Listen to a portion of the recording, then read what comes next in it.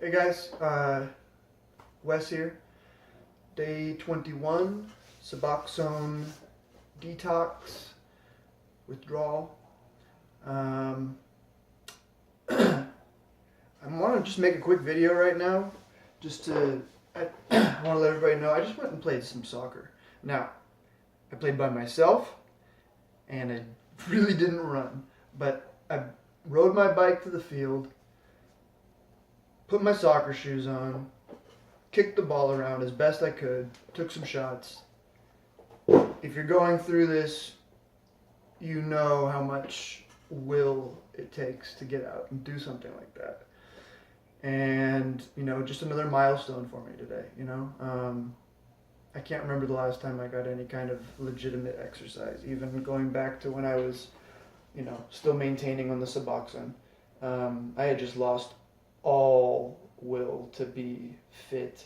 I just wanted to sit around and play video games and sleep and watch TV towards the end. It wasn't always like that, but that's where it got to eventually. And that was really good. Like, my body hurts right now, my ankles hurt, from kicking the ball. I feel like I was kicking,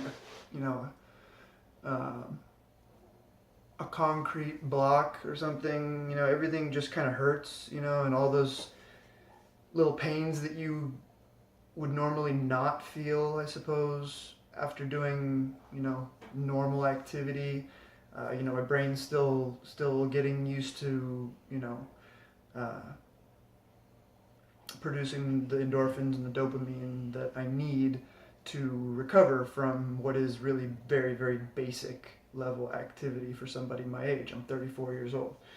I should be able to very easily ride my bike to the park and kick a ball around and run and not feel like I'm about to barf like within 3 seconds. But that's how it was. I jogged from one side of the field to the other, and when I say jogged, I mean like, old man jogged, like old man jogged, and dribbled the ball, and by the time I got from one side of the field to the other, I was exhausted. And it was humbling, and it let me know where my body was. But it was a first step, every journey begins with a first step. You've heard it before, and it's completely true. I did what I could. There was like kids there on the other side of the field looking at me, and they're all running around, and I must have just looked like a wreck, but I didn't care. I was there for me. I was there to get out of the house, get into the sun, get as much exercise as I could handle without overdoing it, which is a really important thing to remember, because, you get these, when I woke up this morning, I didn't have any motivation to get out of bed. The mornings are tough, but at least I woke up, which signifies that I was asleep, so that's a blessing. And I just kind of get through the day, and once I get past about 2 o'clock, and I try to take a shower and maybe have a little bit of like a Mio or something, that little caffeinated thing you can squirt in your water. Just, not a lot. You don't want to overdo it because we're already jittery. Take a multivitamin and just got a little burst of energy, And sometimes your mind will, convince you, go a little bit harder, do a little bit more. And you just don't want to overdo it,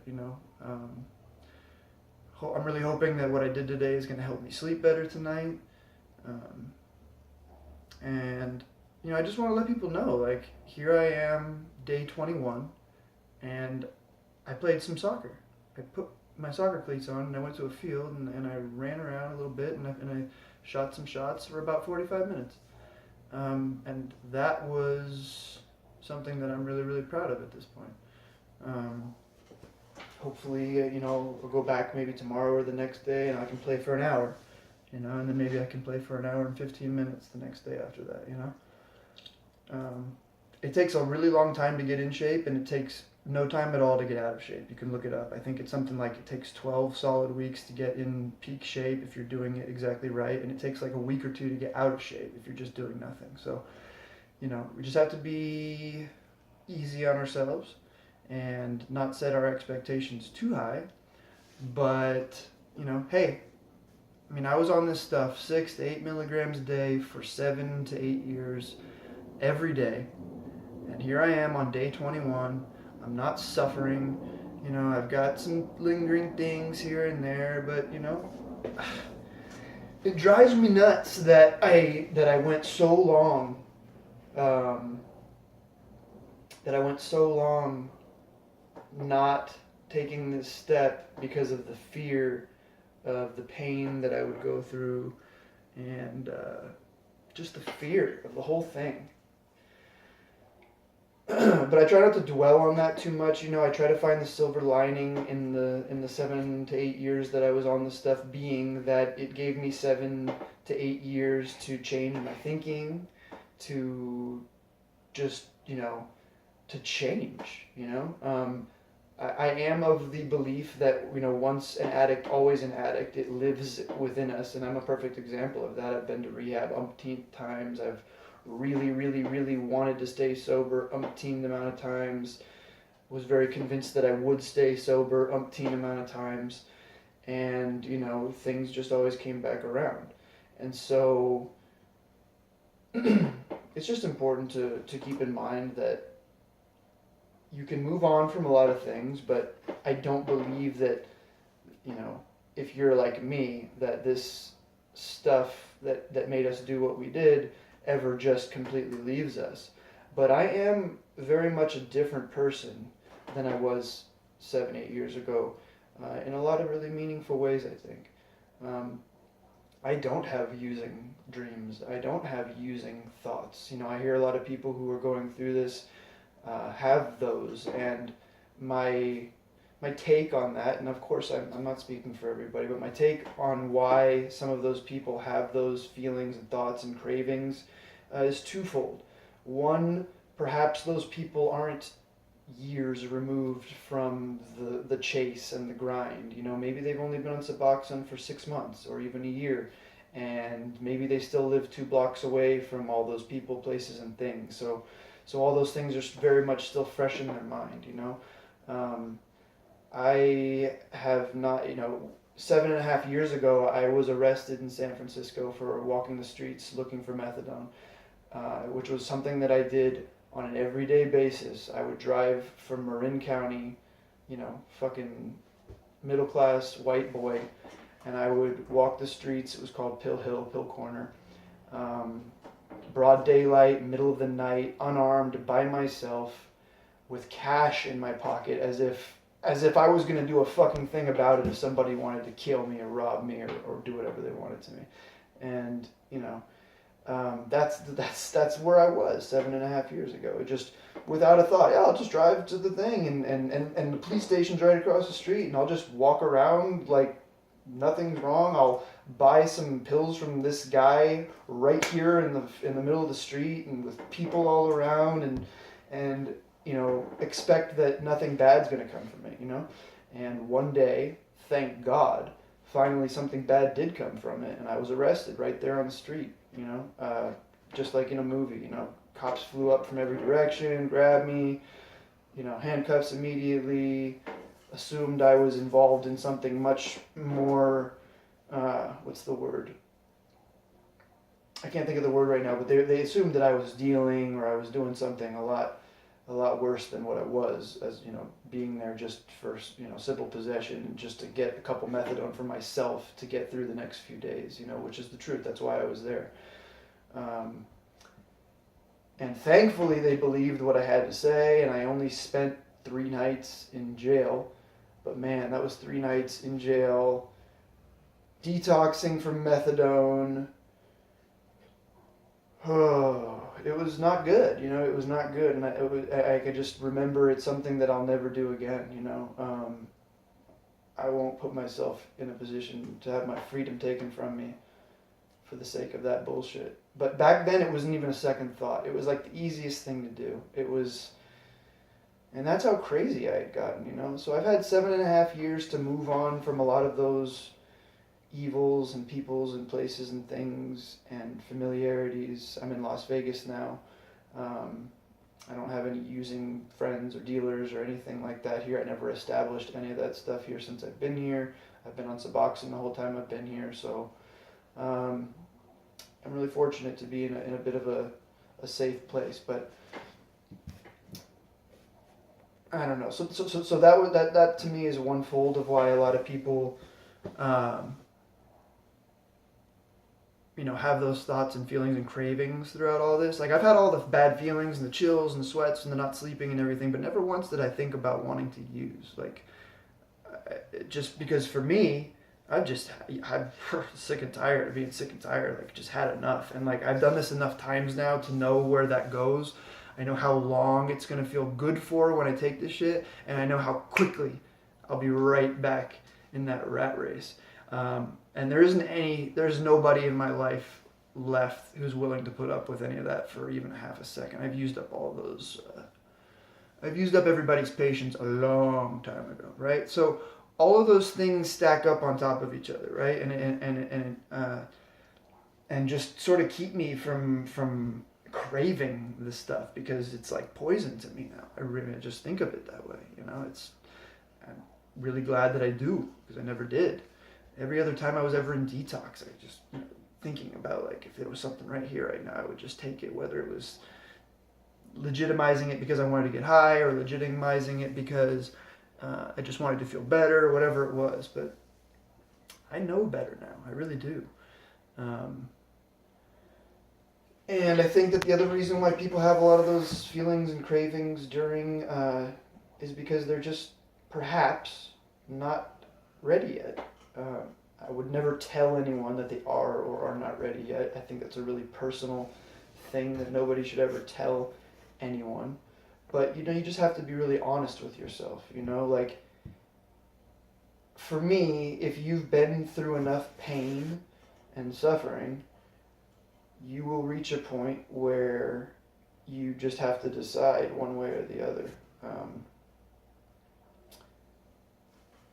And know that being clean is going to be the better option in the end. Kind of losing my thoughts right now. I'm kind of rambling, so I'm probably going to end the video. I don't want it to become a ramble. But I played soccer today. I slept last night, and I'm going to go eat some food right now. So if you're going through this or thinking about going through this, maybe you've been on more Suboxone than me for longer. Maybe you've been on less Suboxone than me for a lesser amount of time. But here I am. Nothing special about me. I'm not some professional athlete.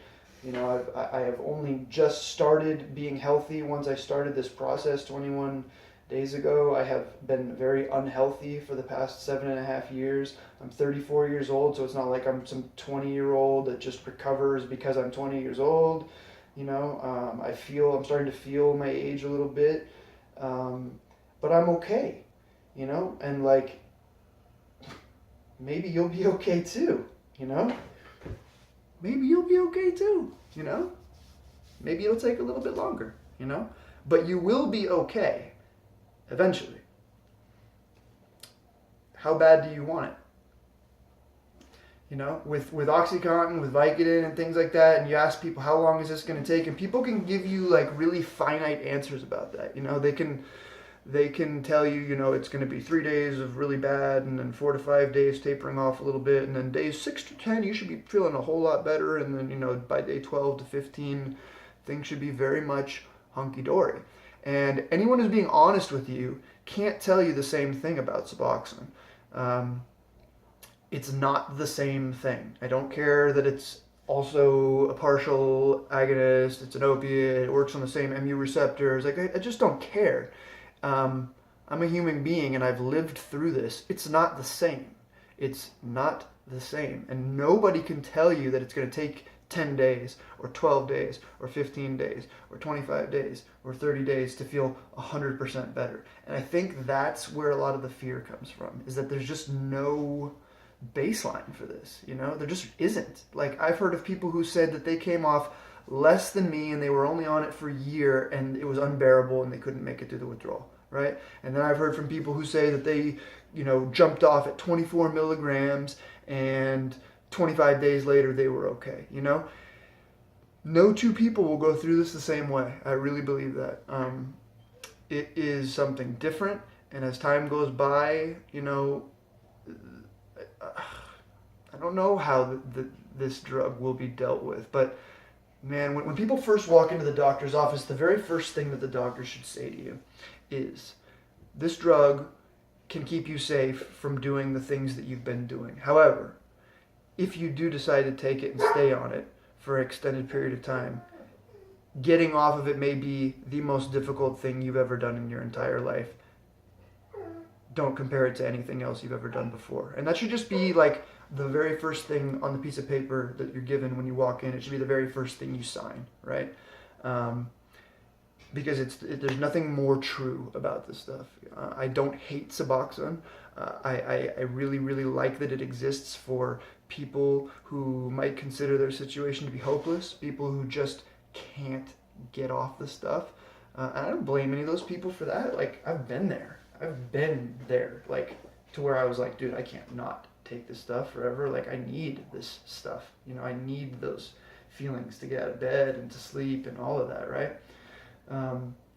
But I hate the idea that people who get on this stuff with the idea that one day they will be completely clean and off of everything, and then find themselves kind of bamboozled and stuck and scared. So don't be scared. Smile, because I'm going to. And just remember that you can smile too. 21 days, dude. 21 days. Watch my first video of me being like, 21 days. Love you guys.